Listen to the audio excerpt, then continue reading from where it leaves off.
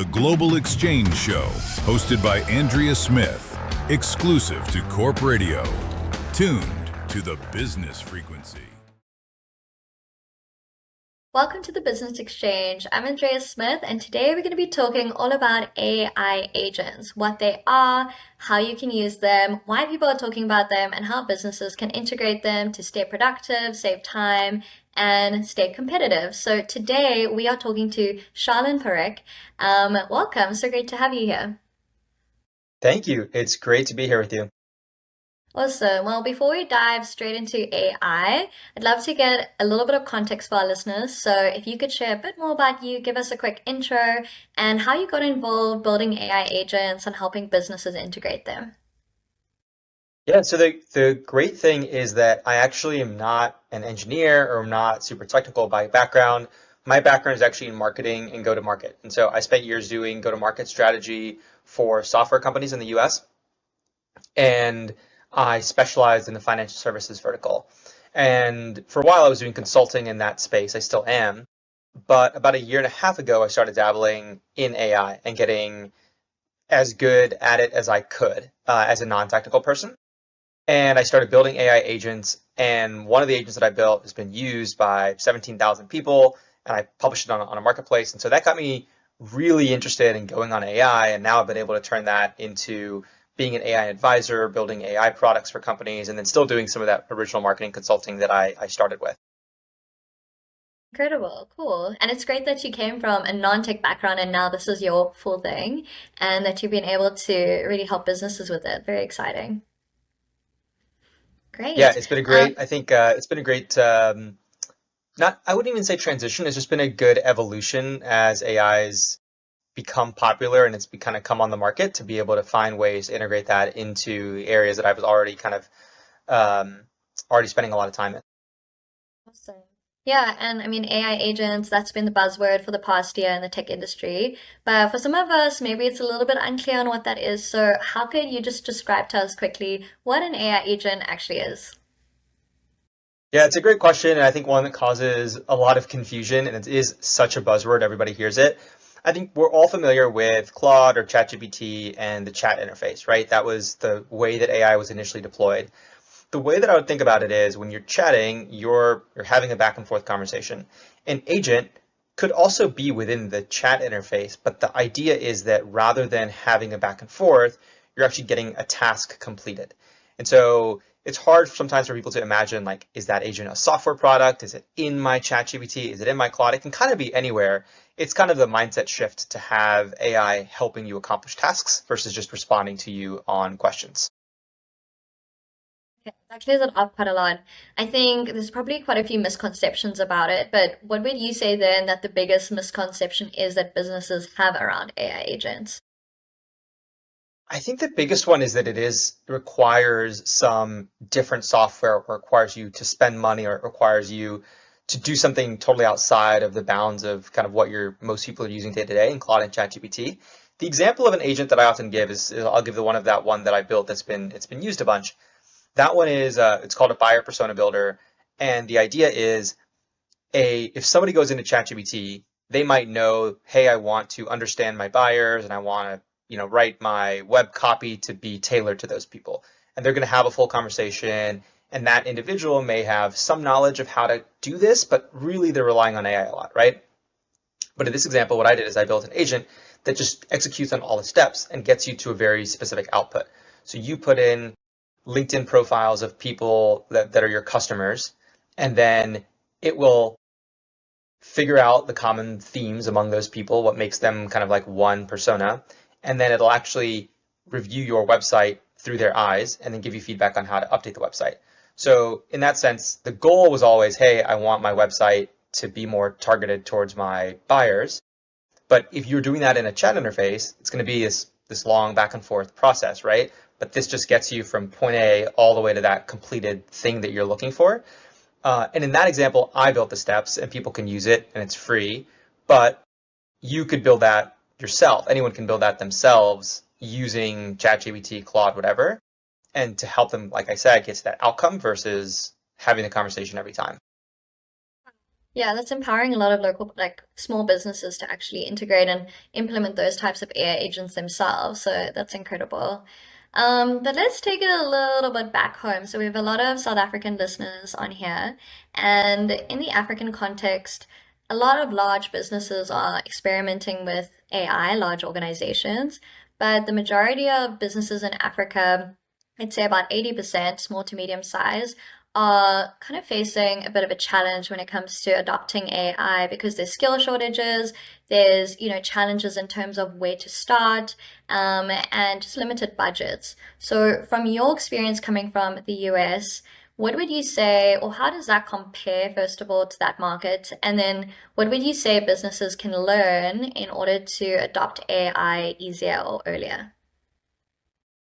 Yeah, I mean, I would say first of all, a lot of what, even in the US, there's a pretty wide spectrum in how well people are adopting it. I don't know all the metrics between the two countries, but I know that from anecdotally, what you'll see on, X or LinkedIn or whatever in the US is people are super advanced and everyone's using it. And that's not necessarily the truth based off companies and people that I've worked with. I will say that when I was in Cape Town, after Nomad Week, we had a an AI session where it was in a coffee shop, but we got a couple of people together, and I think it was like half local South Africans and half foreigners. And based off those individuals that were involved, I didn't see a huge difference. I saw a lot of hunger out of the local South Africans to learn and use AI. So I think it's just a matter of trying it.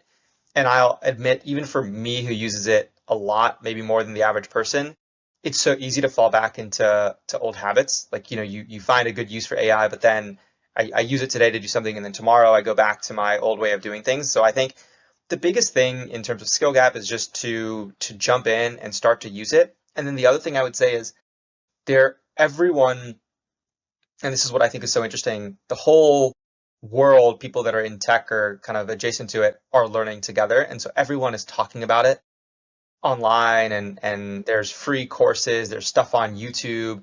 So I would just consume as much of that stuff as is healthy for someone that doesn't make them feel like they're behind all the time, and then just start implementing it because I think it's pretty straightforward for people to be able to use tools that are out there that are free or at a low cost, and then consume free content to help them learn. Yeah. I think there is that hunger in South Africa. We have such an entrepreneurial spirit, and AI is such a great opportunity for small businesses to grow. So that's definitely an opportunity.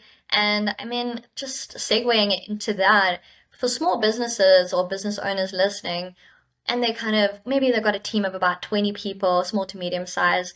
What would you say the first AI agent is that they should build or that's going to be the most useful for them? I guess it's different in every business, but just generally, what would you think would be the first advice that you would give them in terms of AI agents?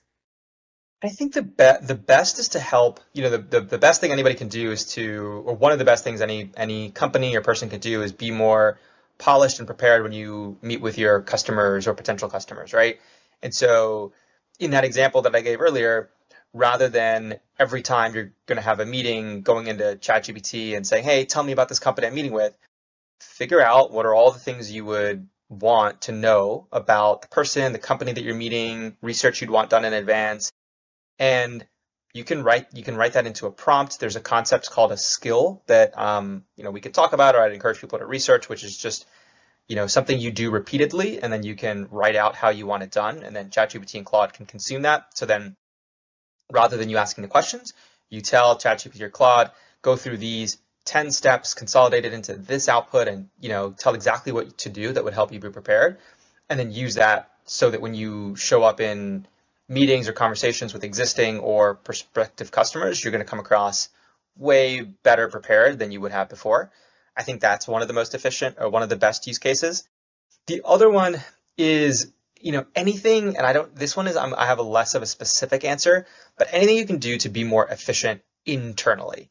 So, 20-person company, there's a lot of organizational conversation. You might be using like Slack or something as a communication tool. You might be using some of these things. So anything you can do to help keep people on the same page. That could be a better weekly roundup of what everybody accomplished and use AI, have everyone submit something somewhere and have AI summarize it and feed it back to everyone, or something to that effect that just keeps the internal operations more efficient. I think that's the other really good use case. Yeah, I think operations is so tedious in a lot of companies, and without very efficient systems, it can be difficult to get everything to run smoothly. And AI just seems to be such a great tool to implement for that kind of sector, so or that part of the business. So I think that yeah, it's just a great element to incorporate for sure. Um, awesome. Well, as we wrap up today, I want to talk a little bit about the future or your thoughts about that. So, where do you think AI agents are specifically going and how they're going to help businesses in the next 3 to 5 years? The big thing that I see is that AI is going to help us accomplish a lot of the things that are kind of standard, that, like I mentioned, preparation. So it's a set list of things that you go through before every meeting, or like I mentioned with internal operations, a set thing that a head of operations or a CEO or whatever is doing internally every week. I think all of those things will start to be automated, and we'll be able to focus way more on both human interaction, but also um, whatever we're experts in. So I think if you're a business owner and your expertise is, I'll throw out a couple of examples, is design, or let's say you're a coach and your expertise is actually meeting with people. I think you want to start thinking about how you can focus only on as much of your time as possible on the thing that you're really, really good at, and then find ways to use AI to help you accomplish or automate all of those other things. So I think that's the big shift that you're going to see. I think there's also probably going to be some element of hybrid agents, and I'll put that in quotes because it's kind of a different concept of agent and employees, so like or AI employees and human employees. That one is a little bit more complicated of a change. I think you'll see some version of it, and I don't think it's as Black Mirror or whatever as many people think. I think it'll be concepts like the example I gave earlier about a preparation agent or something like that. Like it's not going to be doing everything a human does, but there's these tasks that you can automate, and you'll have some way. I don't know if it'll look like a human in your Slack. I don't know exactly what it's going to be, but some way that's getting done by something that is driven by AI. For sure. I guess leaving it with the listeners, what is one piece of advice you'd give to small to medium-sized businesses that want to adopt AI within the next 6 months, let's say? My best advice is figure out what you spend time on over and over that is not where you want to be spending time, and look at ways to automate that with AI. And like I said, it could be agents, it could be skills, it could be a bunch of these concepts. I think it's the other thing is, I'm obviously happy to help people with some of these questions, but you can also use AI to help you use AI. So once you have a sense in your own mind of what sorts of things you want to start to turn into agents or automate, then you can either you can talk to someone, watch videos, or you can ask AI, hey, this is the type of stuff I want to automate. Help me use, let's say you're using Claude Chat right now, and there's these co-work and code features, but you don't know them. You can say, hey, Claude, I'm tired of this thing that I have to do this report I have to create every week in PowerPoint or whatever it is, and say, hey, how could I use these features to create that PowerPoint? And it probably can be done, and it'll help you do that. So I think that's my one piece of advice is find an example like that and actually implement it internally, and try to implement it to 100%. A lot of people also are getting things to like 60%. They'll start to automate something and then they'll leave it, but try to get it to as good as you can, and then that'll really get people started in using AI in their day to day. Love that. So Charlene, for anyone listening that would love to reach out to you, how can they do that? Yeah, I think LinkedIn is the best way to reach me. So if you go to LinkedIn, you find my name, add me or connect. I am happy. I work with a lot of smaller businesses and larger companies on a lot of these sorts of AI questions. So I'd be happy to help folks that maybe don't know where to get started or have any questions about things that we've talked about today. Awesome. We'll link it down in the show notes as well. So thank you so much, Charlene. Really appreciate your time. Yeah, it's been great to have you on here. Thanks, Andrea. It's been great being here. Awesome. Thanks, everyone. That's the Business Exchange with Andrae Smith. I'll see you in the next one.